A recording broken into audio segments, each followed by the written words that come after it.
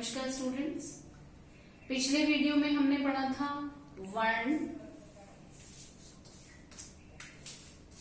जिसे हम अक्षर भी कह सकते हैं, और पढ़ा था वर्णमाला।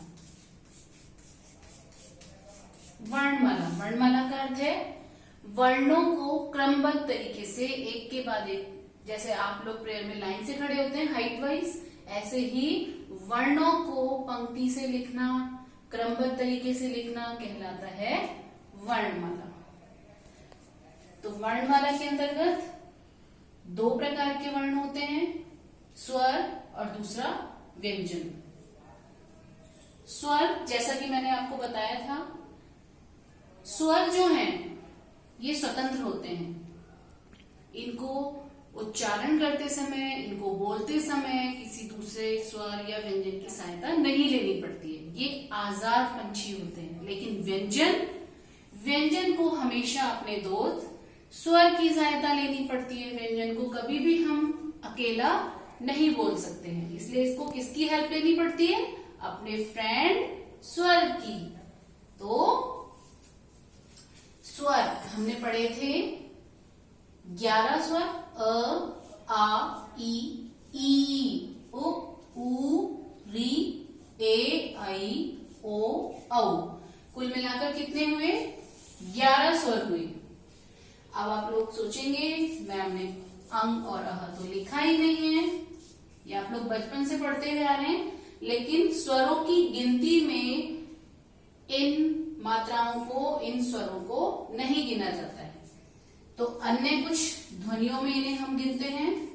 अन्य ध्वनिया मतलब आवाजें। व्यंजनों में हम इन्हें पढ़ते हैं। तो व्यंजनों पे हम अंक की बिंदी का प्रयोग करते हैं, विसर्ग का प्रयोग करते हैं, और एक और हमारा है चंद्र बिंदु। चंद्र बिंदु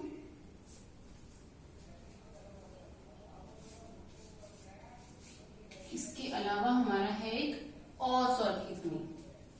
तो ये कोई अन्य ध्वनिया 4। अंग को हम कहते हैं अनुस्वार। इसका चिन्ह होता है इस तरीके से, हम किसी भी व्यंजन के ऊपर, जैसे क, म, इसके ऊपर हमने इसका प्रयोग किया। अह की आवाज आती है ह के रूप में। इसको हम, जैसे कि प्रातः है, आपने सुना होगा शब्द, इस तरीके से जब हम बोलते हैं तो इसमें ह व्यंजन की ध्वनि आती है, आधा है उच्चारित होता है। ठीक है। तीसरा जो है हमारा है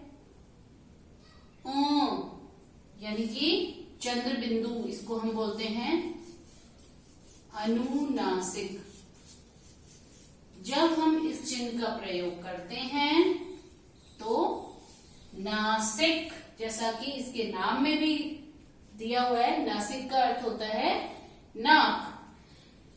जब भी हम चंद्र बिंदु वाले शब्द का प्रयोग करते हैं, जैसे कि आंख, चांद, इन शब्दों का उच्चारण करते हैं तो मुंह के साथ साथ नासिका मतलब नाक का भी प्रयोग करते हैं, इसलिए हम इसे किस नाम से जानते हैं? अनुनासिक। चौथा जो है हमारा वो है औ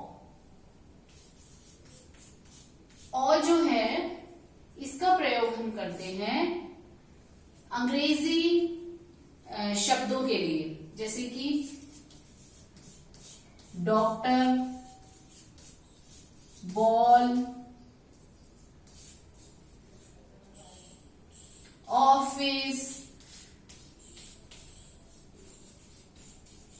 तो औ का प्रयोग हम इंग्लिश वाले शब्दों के लिए करते हैं, जो कि हिंदी भाषा में हम पढ़ते हैं आजकल।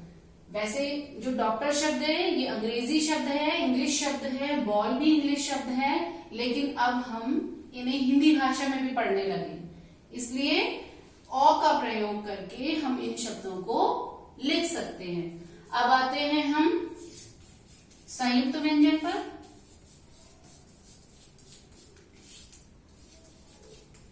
संयुक्त व्यंजन। ये तो थे स्वर और व्यंजन हमने उस दिन क से लेकर श तक पढ़े थे, लेकिन उसमें अंतिम 4 व्यंजन थे क्ष,